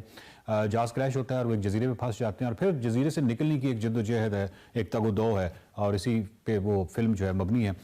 इस फिल्म में आप यूँ समझिए कि टॉम हैंक्स जो है वो जो बोर हो जाते हैं, वो जो यहाँ से निकलना चाहते हैं, वो शायद कभी भी नहीं निकलना चाहते अगर उनके पास अवैस इकबाल की किताब द एरो ऑफ टाइम होती। From big bang to here and eternity, क्या ही कमाल और क्या ही खूबसूरत किताब है। मेरा ख्याल है कि सिर्फ किताब ना होती, बल्कि किताब के साथ अगर उनको थोड़ी सी हम और भी दे देते हैं ऑप्शन, और वो गूगल की ऑप्शन दे देते हैं किसी सर्च इंजन की, तो उसके बाद ये 2 चीज़ों के कॉम्बिनेशन के बाद वो मेरा ख्याल है कि वहाँ से 50 साल भी गुजार सकते थे। कोई भी इंसान किसी जजीरे पे फंस जाए तो अवैस इकबाल की जो किताब है द एरो ऑफ टाइम, ये उसको कम से कम इतना बिजी रखेगी। इतनी इंटरेस्टिंग और इतनी दिलचस्प और इतनी अच्छी और इतनी खूबसूरत किताब है, और इतना मेहनत से किया हुआ काम है। जब भी हम कहते हैं कि पाकिस्तान में साइंस के हवाले से काम नहीं होता, तो मेरे ख्याल हम ठीक ही कहते हैं। खैर, लेकिन इनफरादी सतह पर जो काविशें हैं उनकी सताइश न करना जो है वो बहुत बड़ी ज़्यादती होगी। अवैस इकबाल की ये एक इनफरादी काविश है, बहुत बड़ी काविश है। विलियम ड्यूरेंट जो है वो बहुत बड़ा नाम है। हिस्ट्री ऑफ सिविलाइजेशंस की जितने भी वॉल्यूम्स हैं उनको उर्दू में ट्रांसलेट करने की कोशिश की गई। मेरी मुराद ये है कि कुछ लोगों ने काविश की, या कुछ लोगों की ये नीयत थी, ख्वाहिश थी या शौक़ था, लेकिन उनकी नीयत, शौक़, ख्वाहिश जो है वो नहीं पूरी इसलिए हो सकी क्योंकि पब्लिशर्स और फिर इस किताब को बेचना और बहुत सारे इसमें ऑफ कोर्स ये माली मामलात आ जाते हैं, जिसकी वजह से कुछ ऐसे लोग हैं जिन्होंने 1, 2 या 3 वॉल्यूम्स ट्रांसलेट किए, लेकिन इस काम को आगे कंटिन्यू नहीं कर पाए। तो अवैस इकबाल जो है वो बेसिकली क्या कर रहे हैं, वो पूरी इस कायनात के वाले से, अगर हम किसको कहें कि कनेक्टिंग डॉट्स को कनेक्ट कर रहे हैं और बहुत ही खूबसूरती से कर रहे हैं। उसकी वजह ये है कि वो पूरे का पूरा स्केल हमारे सामने होता है। और अगर हम मिसाल के तौर पे अगर हम सिर्फ बायोलॉजी की बात करें तो इसी किताब के अंदर मैं बायोलॉजी को बिल्कुल बिग बैंग के बाद फिर एटम से मॉलिक्यूल से ऑर्गेनेल या आगे टिश्यू या यानी सेलुलर लेवल से फिर टिश्यू है या ऑर्गन्स हैं या ऑर्गेनिज्म है और उसके बाद इकोसिस्टम तक, ये सिर्फ एक बायोलॉजी की एस्पेक्ट है या उसकी जहत है। अगर दूसरी जहतें देखेंगे तो इसी किताब के अंदर से मैं पूरी की पूरी फिजिक्स बरामद करता हूँ, जहाँ से स्टार्ट हुई और जहाँ आज है और जहाँ हो सकता है पॉसिबल जिस तरफ जा रही है। इस तरीके से केमिस्ट्री है। लेकिन दूसरी तरफ ये कितनी कमाल किताब है कि इसी के अंदर कल्चर को अगर मैं देखूं, इस तरह स्टडी करना चाहूँ तो कहाँ से सिविलाइजेशन जो है वो किस तरीके से स्टार्ट हुई है और फिर किस तरीके से यहाँ तक हम पहुँचे हैं और आगे क्या होने जा रहा है। फिर अगर हम देखें तो पॉलिटिक्स है या हिस्ट्री है या लिटरेचर है या हर चीज़ आप में इसमें से ऐसी बरामद कर सकते हैं कि कहाँ से कौन सी चीज़ स्टार्ट हुई। यानी हिस्ट्री ऑफ आइडियाज़ को अगर हम लें तो इस किताब को अगर मैं सिर्फ इस कॉन्टेक्स्ट में पढ़ना चाहूँ कि हिस्ट्री ऑफ आइडियाज़ को मैंने देखना है कि पिछले 5000 साल की जो भी नोन हिस्ट्री है, इसके अंदर जो आइडियाज़ की हिस्ट्री है वो किस तरह उसका एवोल्यूशन हुआ है, तो कमाल है और बहुत ही खूबसूरत है। और एक खूबसूरत बात यह है कि मुसन्निफ़ का ये दावा है कि इससे पहले ये तजर्बा नहीं हुआ और वो है कि कलर कोडेड फॉर्मेट जो है वो आपको इस किताब में नज़र आता है। इसकी दो वजूहात हैं। एक तो ये है कि शायद इसकी एक वजह ये भी है कि जो रीडर है ऑफकोर्स एक ही अगर उसमें एक ही कलर में वो तमाम इन्फॉर्मेशन होती तो एक बोरियत का, एक यकसानियत का एहसास होता है और इंसान फिर या थकावट का एहसास होता है। इसमें ये होता है कि आप कहते हैं कि यार मैं एक कलर और पढ़ लूँ, इसमें कलर्स में एक तो तकसीम कर दिया, फिर इवेंट टू इवेंट है। तो यानी ये एक बड़ी खूबसूरत चीज़ है जो कि कारी को बांध की भी रखती है और दूसरी तरफ इसकी सिग्निफिकेंस ये है कि ये इवेंट टू इवेंट है और ईयर बाय ईयर आप बहुत अच्छी तरीके से इसको सर्च भी कर सकते हैं। और ये मेरा दावा है कि अगर ये दायरा ऑफ टाइम आपके पास है और ऑफकोर्स आपके पास गूगल सर्च भी है, सर्च इंजन भी है, तो उसके बाद आप 50 साल तो ये किताब ही आपको कहीं नहीं जाने देगी। इसमें कोई शक नहीं है कि विलियम डुरांट का ये जो काम है ये बहुत ही हैरत अंगेज़ और बहुत ही कमाल है और बहुत ही जिसके पीछे मेहनत है हिस्ट्री ऑफ सिविलाइजेशन। लेकिन उसी हवाले से अगर अवैस इकबाल को देखें तो उनकी बहुत बड़ी खिदमत है कि उन्होंने हिस्ट्री ऑफ सिविलाइजेशन के जितने भी वॉल्यूम्स हैं उनको इस किताब के अंदर समो दिया है। और ये किताब जो है ये आप ज़रूर पढ़िएगा। ये तो एक ऐसी किताब है जो कि हर वक्त आपके साथ रहनी चाहिए, आपकी लाइब्रेरी का हिस्सा होनी चाहिए।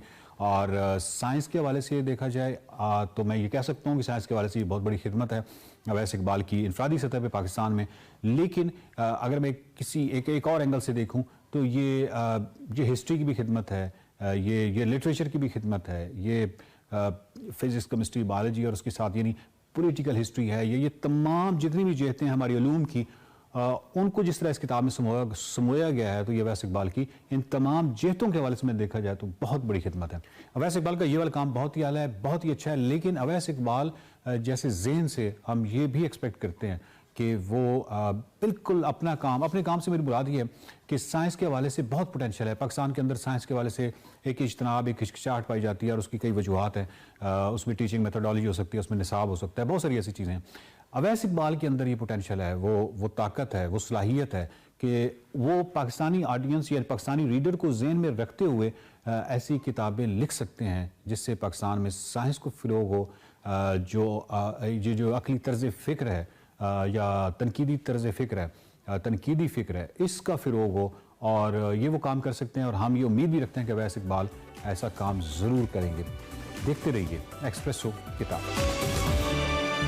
Welcome back to Expresso. आपकी मुलाकात करवाते हैं पाकिस्तान की पहली qualified ACCA transgender Sana Khan से, जिन्होंने ACCA की तालीम हासिल करने के बाद ऑक्सफोर्ड ब्रॉक्स यूनिवर्सिटी से अप्लाइड अकाउंटिंग में बैचलर ऑफ साइंस मुकम्मल किया और मुख्तलिफ शोबों और कंपनीज में फाइनेंस का तकरीबन 10 साल का तजर्बा रखती हैं और आजकल ट्रांसजेंडर राइट्स कंसल्टेंट्स के साथ मिलकर बतौर उनके साथ फाइनेंस मैनेजर काम कर रही हैं और ट्रांसजेंडर खवातीन और बच्चों के हवाले से हकूक़ के लिए काम भी कर रही है। और ख़ास बात यह है कि हाल ही में सिडनी ऑस्ट्रेलिया में, आपको पता है, इंसानी हकूक़ की सबसे बड़ी कॉन्फ्रेंस है जिसमें इनको इनवाइट किया गया और पाकिस्तान से सिर्फ 2 लोगों को इनमें इनवाइट किया गया, उनमें से एक है। और इसी हवाले से आज हम सना से बात करेंगे, हमारे साथ मौजूद है। बिल्कुल सना, आप सुन पा रही हैं हमें? जी जी बिल्कुल। बहुत शुक्रिया आपने हमें ज्वाइन किया, बहुत अच्छा लगा एक तो हमें आपसे बात करके और आपकी अचीवमेंट्स के बारे में भी जान के। लेकिन हम चाहेंगे जरा आप खुद से भी बताइए, how was this journey and कैसे हुआ ये सब, कहाँ यहाँ तक पहुँचना? फर्स्ट ऑफ ऑल आपका बहुत बहुत शुक्रिया मुझे अपने शो में लेने के लिए। मतलब सफर बहुत कठिन था, बहुत मुश्किल था। अगर फैमिली की सपोर्ट होती, सोसाइटी की सपोर्ट होती और अपने टीचर्स की, क्लासमेट्स की सपोर्ट होती तो ये सफर बहुत आसान हो सकता था। मगर मेरी माँ की दुआएं और मेरे रब की करम की वजह से ये सफर कट गया और मुझे तालीम भी मैंने हासिल कर ली और अपनी रेलेवेंट फील्ड में काफ़ी तजर्बा भी हासिल कर लिया। और अल्लाह का शुक्र है कि अभी भी मेरी बहुत सी चीज़ें अचीव करनी है, बहुत से गोल्स हैं और बस आप सबकी दुआएं चाहिए और आप सबका साथ चाहिए कि ये सफ़र ऐसे ही जारी रहे और अल्लाह ताला की मदद से इंशाल्लाह। सना आपका सफ़र बहुत अच्छा है, मुश्किल तो जाहिर है लेकिन मुश्किल के बाद ही आसानी है और आप अब आसानी वाले फेज़ में आ चुकी हैं। सो ऑस्ट्रेलिया के अंदर ये जो कॉन्फ्रेंस सिडनी में होने जा रही है इसमें आपको इन्वाइट किया गया और आप पाकिस्तान में ऑलरेडी ट्रांसजेंडर्स के हवाले से, ख़वातीन के हवाले से, बच्चों के हवाले से काफ़ी काम कर रही हैं। अब ये बताएं कि यहाँ पे कॉन्फ्रेंस में इन्वाइट करने का क्राइटेरिया क्या होता है? जो गेस्ट बुलाए जाते हैं, पता है पाकिस्तान से सिर्फ 2 लोगों को बुलाया गया, इनमें से एक आप हैं।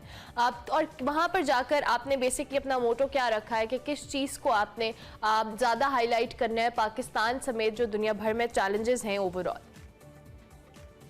एक्चुअली इसका क्राइटेरिया ये होता है कि बेसिकली वर्ल्ड वाइड इसकी एप्लीकेशंस जो है कॉल ओपन होती है, उसमें से एप्लीकेशंस अपने सबमिट कर पाते हैं, अपने वर्क के बारे में बताते हैं, अपनी अचीवमेंट्स के बारे में बताते हैं और उसके बाद उनकी प्रॉपर एक सिलेक्शन कमेटी होती है और उस सिलेक्शन कमेटी के जो है मतलब प्रोसेस के बाद वो लोग शॉर्टलिस्ट करते हैं और वर्ल्ड वाइड आई थिंक 12,000 जो है एप्लीकेशंस रिसीव हुई थी। पाकिस्तान से सिर्फ 2 लोग सिलेक्ट हुए थे और I am one of them, अल्लाह के शुक्र से। और बेसिकली वो दुनिया की बहुत बड़ी, one of the biggest human rights conference और मेरे भी प्लान्स हैं कि मैं अपनी कम्युनिटी को वहाँ जाके रिप्रेजेंट करूँ और पाकिस्तान के एक सॉफ्ट इमेज शो करूँ कि पाकिस्तान बहुत से ऐसे कंट्री से अच्छा है जहाँ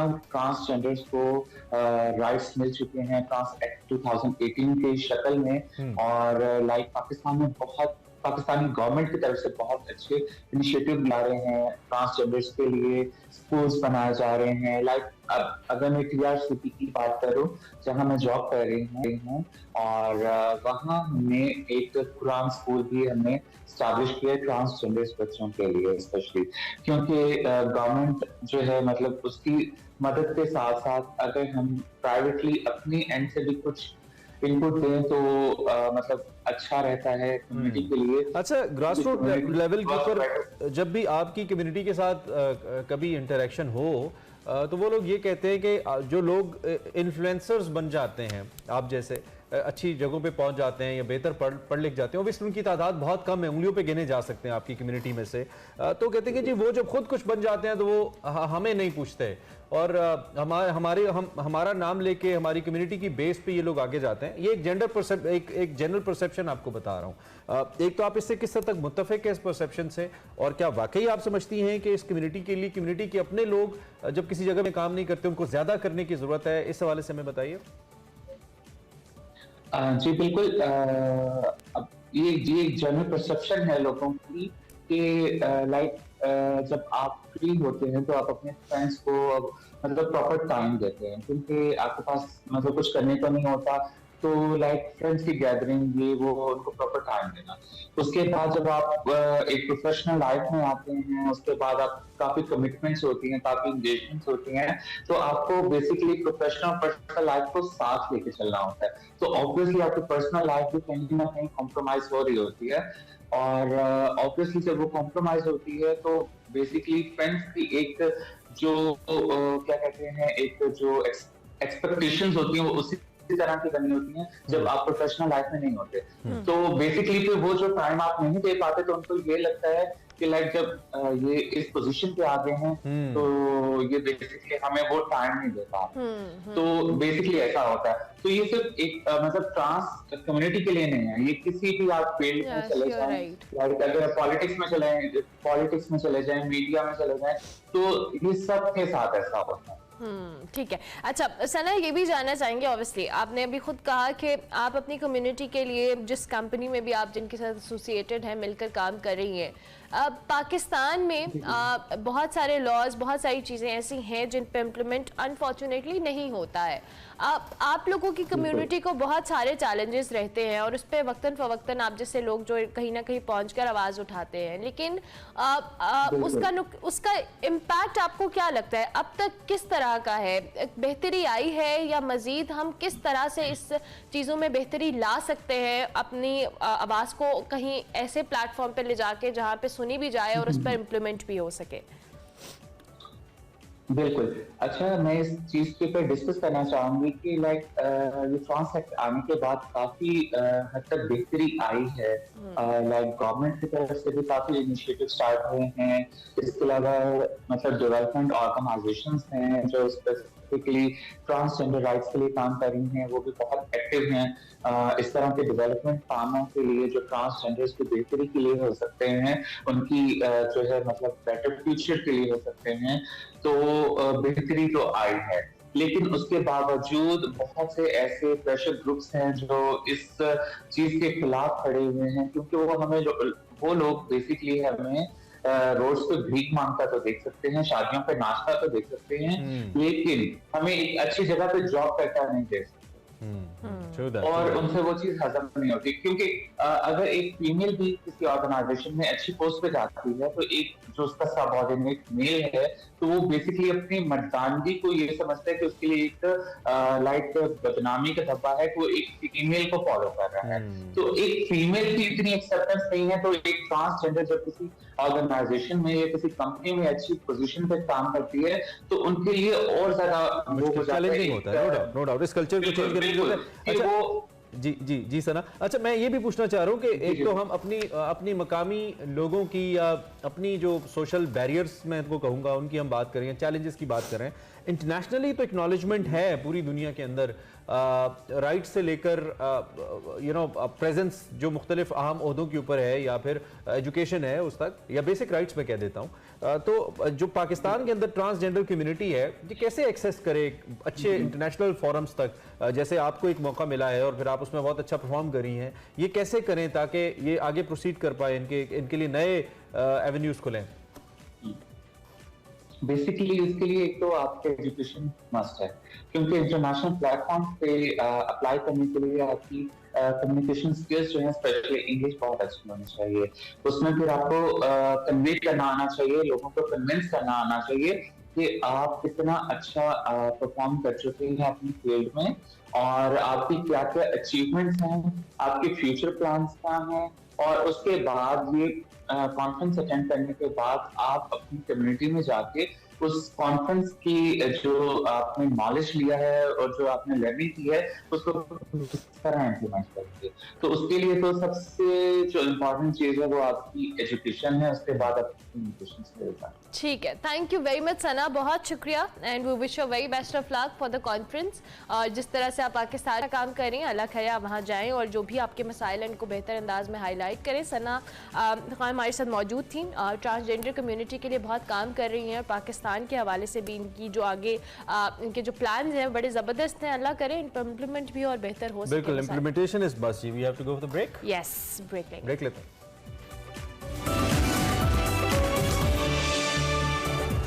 बात करेंगे हम टोट बटोट जैसी बेहतरीन नज़मों और ए पुत्र हटाते नहीं विकदे जैसे शोराफाक गीतों के खालिक सूफी तबस्सुम साहब की। उनकी आज 45वीं बरसी मनाई जा रही है। उनकी नज़में, गीत और गज़लें आज भी लोगों के दिल दिमाग पर राज कर रही हैं।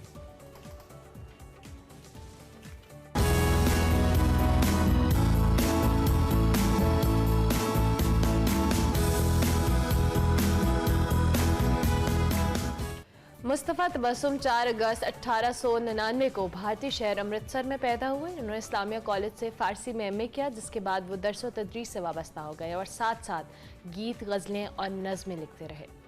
सूफी तबस्सुम ने उर्दू और पंजाबी के अलावा फ़ारसी में भी शायरी की, बच्चों के लिए ज़बरदस्त नज़में लिखी। उनके गीत आज भी कानों में रस घोलते हैं। सूफी तबस्सुम को हुकूमत ने सदारती अवार्ड और सितारा इम्तियाज से नवाजा। ईरान की तरफ से तमगा निशान स्पास भी दिया गया। सूफी तबस्सुम 7 फरवरी को खालिक हकीकी से जा मिले। अब बात करेंगे कराची के अंदर पेश आने वाले एक वाक़े के हवाले से। रिपोर्टेडली कराची के अंदर एक शूटिंग के दौरान शूटिंग क्रू को के ऊपर हमला किया गया एक मूव की तरफ से और उन्हें शदीद तशद्दुद का निशाना बनाया गया। ये इतलात नबील कुरैशी जो कि मारूफ फिल्म डायरेक्टर हैं और बड़ी कामयाब फिल्में पाकिस्तान फिल्म इंडस्ट्री के लिए डायरेक्ट कर चुके हैं, उन्होंने अपने एक ट्विटर पैगाम के जरिए तकरीबन अब से 14 घंटे पहले उन्होंने ट्विटर पर यह शेयर किया कि वो PIB कॉलोनी के एक इलाके में शूटिंग में मसरूफ थे, जिसमें उनके साथ मारूफ अदाकारा हिरा मानी और दीगर कास्ट भी शामिल थी, उसमें बच्चे भी शामिल थे। उन पर तकरीबन 100 मुसल्लह अफराद ने वहाँ पर मौजूद क्रू पर हमला किया, उनके वॉलेट्स, उनके मोबाइल वगैरह छीन लिए गए, तशद्दुद किया गया, औरतों पे तशद्दुद किया गया और बच्चों पर तशद्दुद किया गया और रिक्वेस्ट करने के बावजूद जो वहाँ पे औरतें थीं उनको नहीं बख्शा गया। इस वक्त उन्होंने अपील की है कि इसके लिए मुकदमा दर्ज किया जाए। रिपोर्ट से आ रही है कि मुकदमा इस केस का दर्ज कर लिया गया है, लेकिन सवाल यह है कि क्या ये मुल्ज़िमान जिनकी तादाद 100 से ज़ायद नबील साहब बता रहे हैं, क्या इनको पकड़ा जाएगा? क्या कराची की पुलिस जो अक्सर जराइम को रोकने में नाकाम ही नजर आती है, एक टेस्ट केस के तौर पे लेगी इस मामले को? और आर्टिस्ट कम्युनिटी के हवाले से भी नबील कुरैशी ने अपने ट्वीट में लिखा कि उनको आगे आना चाहिए, इस हवाले से आवाज़ उठानी चाहिए ताकि किसी और क्रू के साथ किसी और इस तरह की वाक़या ना हो। अनफॉर्चुनेटली बहुत ही अफसोसनाक वाक़या है कि एक शूटिंग के दौरान यहाँ पर लोगों को तशद्दुद का निशाना बनाया गया। मुख्तलिफ एक्ट हिरा मानी ने भी ट्वीट किया, उसके अलावा जो चाइल्ड आर्टिस्ट वहाँ पर मौजूद थे उन्होंने भी कहा कि इट वाज हॉरिफाइंग कि लोगों ने जिस तरह से वेपन्स के साथ उन पर अटैक किया, उनको तशद्दुद का निशाना बनाया। डेफिनेटली इस पर एक्शन होना चाहिए। बिल्कुल, क्योंकि मैं एंटरटेनमेंट इंडस्ट्री से वाबस्ता रहा हूँ, मुझे ड्रामा शूट्स का अंदाजा है थोड़ा सा, तो इतनी कोई पाबंदी होती नहीं है मुख्तलिफ घरों के अंदर जब शूट्स हो रहे होते हैं और पता लग जाता है कि यहाँ पे कोई शूटिंग चल रही है। तो अगर आर्टिस्टी भी महफूज नहीं है जो कि मुल्क का, कौम का सासा है, तो मेरे ख्याल में एक बहुत बड़ा सवालिया निशान तो है ही। अब तो वो सफाई फट जाना चाहिए जिस पे हमने बहुत ज्यादा सवालिया निशान लगाए हैं। तो we just stand with this artist community जी। हम इन तमाम अपने कोलीग्स के साथ खड़े हैं और हम जरूर अपील करते हैं सिंध पुलिस से, रेंजर्स से कि वो आगे आएँ और इन मुल्जिमान को कैफरे किरदार तक पहुंचाएं ताकि आइंदा ऐसे वाकयात ना हो। हम आपको इस हवाले से आगाह करते रहेंगे। बिल्कुल जाते जाते, चूंकि हमने शुरू में अरूज आफ्ताब का जिक्र किया था, द ग्रैमी परफॉर्मर, पाकिस्तान की पहली आर्टिस्ट जिन्होंने पाकिस्तानी अमेरिकन ग्रैमी के अंदर परफॉर्म किया, इनके साथ साथ अनुष्का शंकर थी जिन्होंने जबरदस्त सितार भी प्ले किया था। हम आपसे इजाजत चाहते हैं, आपको जाते जाते उनका सितार सुनवाते जाते हैं और आपसे मुलाकात करेंगे कल। टिल देन अपना ख्याल रखिए।